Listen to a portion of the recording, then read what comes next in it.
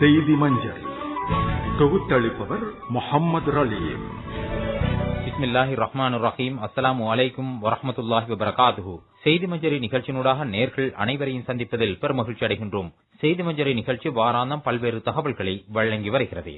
அந்த வரிசையில் இன்று நாம் தரும் முதல் அம்சம் தென்னிந்திய காயல் பட்டணத்தைச் சேர்ந்த பிரபல பாடகர் மர்ஹூம் ஷேக் முகமது அவர்களின் புதல்வர் டாக்டர் ரஸ்மி ரூமி அவர்கள் கடந்த வெள்ளிக்கிழமை இலங்கைக்கு வருகை தந்திருந்தார். அவர் விமான நிலையத்தில் இருந்து நேரடியாகவே இலங்கை ஒலிபரப்பு கூட்டுத்தாபனத்துக்கு வருகை தந்த பொழுது அவரை நாம் நேர்கண்டோம். அந்த நேர்காணலை இப்பொழுது நாம் தருகின்றோம். அஸ்ஸலாமு அலைக்கும் நேயர்களே, இன்று உலகமெல்லாம் அறிந்த பாடகர் சங்கநாத செம்மல் காயல் ஷேக் முகமது அவர்களின் புதல்வர் தமிழ்நாடு காயல் பட்டணத்தில் இருந்து இங்கே வருகை தந்திருக்கின்றார் டாக்டர் ரஸ்மி ரூமி அவர்கள். முதலில் அவரை வரவேற்றுவனாக. அஸ்ஸலாமு அலைக்கும் வரஹ்மத்துல்லாஹி வபரகாத்துஹு. டாக்டர் ரஸ்மி ரூமி. வலைக்கும் அஸ்ஸலாம். இந்த வேளையில் இலங்கை ஒலிபரப்பு கூட்டுத்தாபனத்துக்கு முதல் முறையாக வந்திருக்கின்றீர்கள். டாக்டர் ரஸ்மி ரூமி அவர்களே, உங்களை பற்றி நேயர்களுக்கு கொஞ்சம் கூறுங்கள். என்னுடைய பெயர் டாக்டர் எஸ்.எம். ரஷ்மி ரூமி. என்னுடைய தந்தையார் பிரபல இஸ்லாமிய பாடகர் சங்கநாத செம்மல் காயல் ஷேக் முகமது அவர்கள். கிட்டத்தட்ட அவர்கள் 1350 இஸ்லாமிய பாடல்களை பாடியிருக்கிறார்கள். நான் ஒரு பொது சேவையில் ஈடுபட்டுக் கொண்டிருக்கின்றேன். உங்கள் தகப்பன் எங்களது இலங்கை ஒலிபரப்பு கூட்டுத்தாபனத்துக்கு பல முறை வந்திருக்கின்றார். பல ஒலிப்பதிவுகளை இங்கே செய்திருக்கின்றார். அவர் முறைப்படி சங்கீதம் பயின்றவர். நீங்கள் முறைப்படி சங்கீதம் பயின்றிருக்கின்றீர்களா? என்ன மாதிரி உங்கள் நிலை பற்றி? நான் முறைப்படி சங்கீதம் பயிலவில்லை. நான் அதற்கு உண்டான முயற்சிகளை எடுத்துக்கொண்டிருக்கின்றேன். இப்போது ஒரு 10 பாடல்கள் நாங்க பதிவு செய்திருக்கிறோம். நான் பாடுறேன். அதோட என்னோட பாடகி ரஹீமா பேகம் பாடுறாங்க. அப்புறம் ஏஆர் ரஹ்மான் அவர்களின் சகோதரி ஏஆர் ரைஹானா அவர்கள் என்னோட சேர்ந்து பாடியிருக்காங்க. அப்புறம் சூப்பர் சிங்கர் ஃபரீதா அவர்கள் என்னோட சேர்ந்து பாடியிருக்காங்க. அப்புறம் டாக்டர் ஜெசீரா அவர்கள் என்னோட சேர்ந்து பாடியிருக்காங்க. தொடர்ந்து இந்த பாடலை பாடிக்கொண்டு வர்றோம். அதனால கர்நாடக சங்கீதம் வருங்காலத்தில் நான் படித்து தெரிந்து கொண்டு இன்னும் அதிகமாக பாட வேண்டும் என்ற ஆசை எனக்கு இருக்கிறது. நீங்கள் பல சேவைகளை செய்து கொண்டு வருகின்றீர்கள். பாடுவது மட்டுமல்ல, பொது சேவைகள் அதிகமாக செய்து கொண்டு வருகின்றீர்கள். உங்கள் எதிர்கால நோக்கம் என்ன? நிறைய பேர் நிறைய திறமை உள்ள மனிதர்கள் இருக்கிறாங்க, அடையாளம் தெரியாமல்.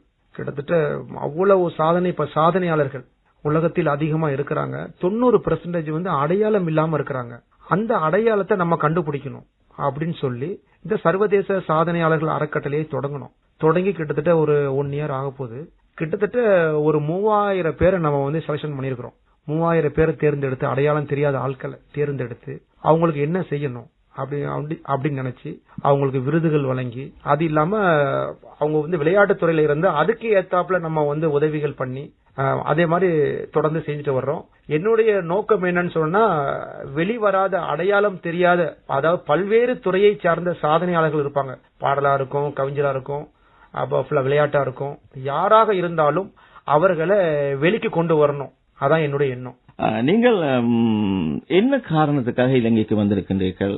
அது சம்பந்தமாக கூறுவீர்களா? அதாவது மனித உரிமை அமைப்பும் நம்மளுடைய சர்வதேச சாதனையாளர்கள் அறக்கட்டளை இணைந்து சமூக ஆர்வலர்களுக்கு விருதுகள் வழங்கும் விழா நடைபெறுகிறது. அந்த விழாவுக்கு என்னை சிறப்பு அழைப்பாளராக அழைத்தார்கள். அதன் நோக்கமாகவே நான் இங்க வந்துள்ளேன்.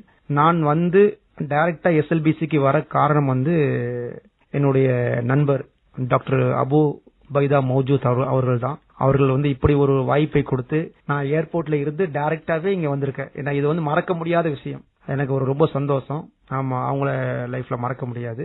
ஆமா. அதே போல உங்களது தகப்பனார் பாடிய பாடல் ஒன்றையும் முடிந்தால் நல்லதொரு பாடல் பாடி நேர்களை சந்தோஷப்படுத்த வேண்டும். காயல் நகர் விளங்கும் கண்மணியே காரணரே தைக்கா சாகி போலியே, காயல் நகர் விளங்கும் கண்மணியே காரணரே தைக்கா சாகி போலியே, வருந்திய நிலையில் இங்கு வாசலில் நின்றவர்க்கு வாரி வழங்கும் உங்கள் அருள் கரமே, வருந்திய நிலையில் இங்கு வாசலில் நின்றவர்க்கு வாரி வழங்கும் உங்கள் அருள் கரமே. எங்கள் இலங்கை மக்களுக்கு என்ன கூற போகின்றீர்கள்? அதாவது என் தந்தையாருக்கு எத்தனையோ கண்ட்ரிக்கு போனாலும் இலங்கை நாட்டை தான் சொல்லுவாங்க. 1000 தடவை இலங்கை நாட்டை பத்தி தான் அவங்க எல்லா பேட்டியிலுமே சொல்லுவாங்க பெருமையா. அதாவது நம்ம கிட்ட ஒண்ணு இல்லன்ட்டா கூட நமக்கு இருக்கிற ஜேப்ல அந்த பேனாவை அப்படி தூக்கி கொடுத்துட்டு போயிருவாங்க. அப்படிப்பட்ட பாசக்கார மக்கள். அதே மாதிரிதான் நானும் சொல்லுவேன். நானும் கிட்டத்தட்ட உலகம் ஃபுல்லா போயிட்டாலும் எனக்கு பிடித்த நாடு இலங்கை தான். தாய் நாடு இந்தியாண்டா தந்தை நாடு இலங்கை தான். அப்படி அதனால இலங்கை மக்கள் ரொம்ப அன்பானவங்க, ரொம்ப பண்பானவங்க. இலங்கை மக்கள் அனைவரும் ஒற்றுமையா இருந்து இந்த நாடு ரொம்ப சீரா இருக்கணும், செழிப்பா இருக்கணும். இலங்கை மக்கள் அனைவரும் ஒற்றுமையா இருக்கணும். ஆமா, இதுதான் என்னுடைய ஆசை. இந்த வேளையில் மற்றொரு கேள்வி உங்களிடம் கட்டாயம் கேட்க வேண்டும். உங்கள் தகப்பனாருக்கு பல எழுத்தாளர்கள் பல பாடல்களை எழுதியிருக்கின்றார்கள். இப்பொழுதும் நீங்கள் அவர்களோடு ஏதாவது தொடர்புகள் வைத்திருக்கின்றீர்களா? அவர்கள் இன்னும் உங்களுக்கு ஏதாவது பாடல்கள் எழுதி தந்து கொண்டிருக்கின்றார்களா? அது பற்றி கொஞ்சம் கூறுங்க. அதாவது என்னுடைய தகப்பனாருக்கு அதிகமாக பாடல் எழுதி கொடுத்தவர் கலைமாமணி கவிஞர் நாகூர் சலீம் அவர்கள். இப்ப அவங்க மறைஞ்சிட்டாங்க. அது இல்லாம நாகூர் கவிஞர் நாகூர் காதரோலி அவர்களும் அதிகமான பாடல்களை எழுதி கொடுத்திருக்காங்க. அதோட தாலை சேக்தாசன் அவர்களும் அதிகமான பாடல்களை எழுதி கொடுத்திருக்காங்க. இப்ப என்னண்டா, இப்ப நான் 10 பாடல்கள் பாடுறேன். புதுசா ஒரு ஆல்பம் வெளியிடுறேன் அடுத்த மாசம். அந்த 10 பாடலும் இப்ப ஒளிப்பதிவு ஆகிவிட்டது. அந்த 10 பாடல்ல 3 பாடல் கவிஞர் நாகூர் காதரோலி அவர்கள் எழுதி நான் 3 பாடல் பாடியிருக்கிறேன். அது இல்லாம கவிஞர் தாலை சேக்தாசன் அவர்கள் 2 பாடல் எழுதி அந்த பாடலில் நான் பாடியிருக்கிறேன். அது இல்லாம கவிஞர் காயல் RS இளவரசு அவர்கள் 2 பாடல் எழுதி அந்த 2 பாடலையும் நான் பாடியிருக்கிறேன். மற்றும் கலைமாமணி நாகூர் சலீம் அவர்களின் மகனார் கவிஞர் நாகூர் பாரி அவர்களும் 2 பாடல் எழுதி அந்த பாடலையும் பாடியிருக்கிறேன்.